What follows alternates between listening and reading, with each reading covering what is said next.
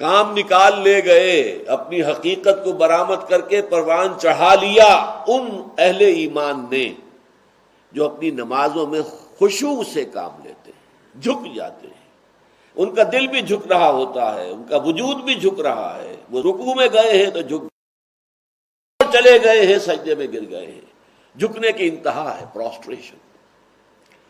یہ جو ہے ایک ہے اندرونی جھکاؤ، قلب کا جھکاؤ۔ اگر وہ نہیں ہو رہا اور صرف جسم جھک رہا ہے تو وہ فقہی نماز تو ادا ہو گئی، حقیقی نماز ادا نہیں ہوگی۔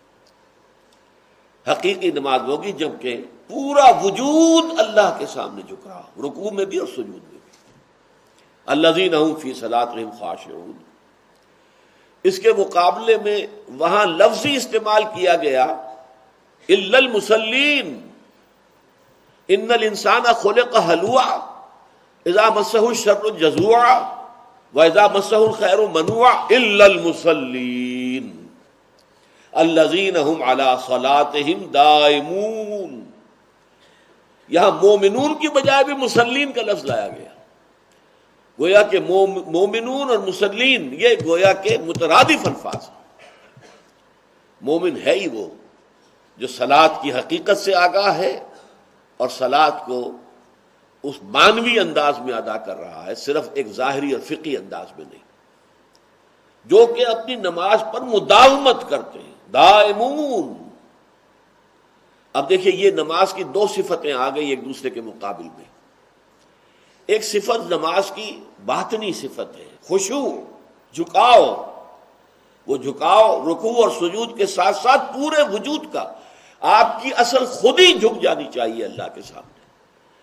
دیکھیے یہی نکتہ ہے اس میں۔ علامہ اقبال نے جب پہلی کتاب لکھی تھی اسرار خودی، وہ مقبول بھی بہت ہوئی، اس پر اعتراضات بھی بہت ہوئے تھے، اس لیے کہ لوگوں نے ابتدا میں ان کے فلسفے کو سمجھا نہیں۔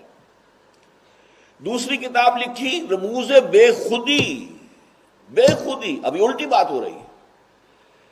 در حقیقت یہ ایک پروگرام ہے، اپنی شخصیت کو مضبوط کرو، اس کی تعمیر کرو اور پھر اسے اللہ کے سامنے جھکا دو۔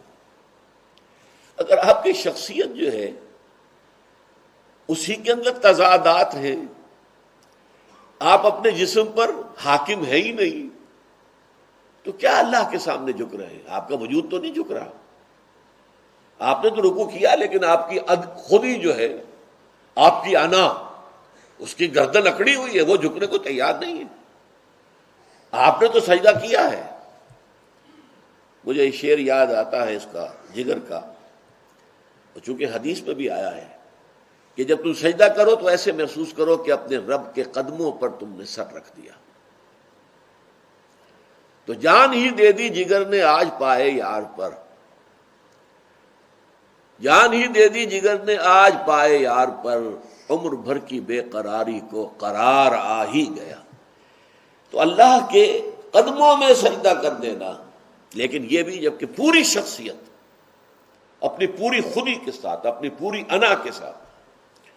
ورنہ میں مثال دیتا رہا ہوں پہلے، فرض کیجئے اکبر بادشاہ کا دور ہے، کئی چھوٹے چھوٹے ابھی راجا بھی موجود تھے، کسی جگہ کے راجا کے خلاف بغاوت ہو گئی ہے، وہاں کے لوگوں نے نکال باہر کیا۔ اب وہ آیا اکبر کے دربار میں اور یہاں وہ سر تسلیم خم کر رہا ہے، تو اس کی کیا حیثیت ہے؟ اس کا اپنا راج محفوظ ہو اور وہ سر تسلیم خم کرے تب تو کوئی بات ہوئی۔ جب وہ وہاں سے اس کی اپنی حکومت کا تختہ الٹ چکا تو اب اس کی کیا حیثیت ہے؟ کچھ بھی نہیں۔ تو انسان پہلے اپنی خودی کو مضبوط کرے، پختہ کرے، تعمیر کرے، اور پھر اس ہمہ تن اپنے پورے وجود کو، ظاہری وجود مع باطنی وجود، اللہ کے سامنے جھکا دے۔ یہ ہے گویا کہ نماز کا باطن۔ نماز کا ظاہر الذین هم علی صلاتہم دائمون، مداومت، مسلسل۔ یہ نہیں کہ گنڈے دار نماز پڑھ لی، کبھی نہ پڑھی، وقت سے ہٹا کر پڑھ لی، نہیں، دائمون، دوام کا لفظ۔ اور آخر میں اس سورہ مومنون کی آیات کا بھی اختتام ہوتا ہے والذین هم علی صلواتہم یحافظون، اور سورہ معارج کی آیات کا بھی والذین هم علی صلاتہم یحافظون، وہ لوگ کہ جو اپنی نمازوں کی محافظت کرتے ہیں، حفاظت کرتے ہیں، ادھر سے ادھر نہیں ہونے دیتے. اور ایسے لوگوں کی زندگی جو ہے وہ نمازوں کے ساتھ جیسے کھوٹے سے جانور بندھا ہوا ایسے بندھ جاتی ہے. ان کے اپوائنٹمنٹس طے ہوتے ہیں تو نمازوں کے حوالے سے ہوتے ہیں. ان کا سارا نظام الاوقات جو ہے وہ نمازوں کے اوقات کے ساتھ وابستہ ہو جاتا ہے.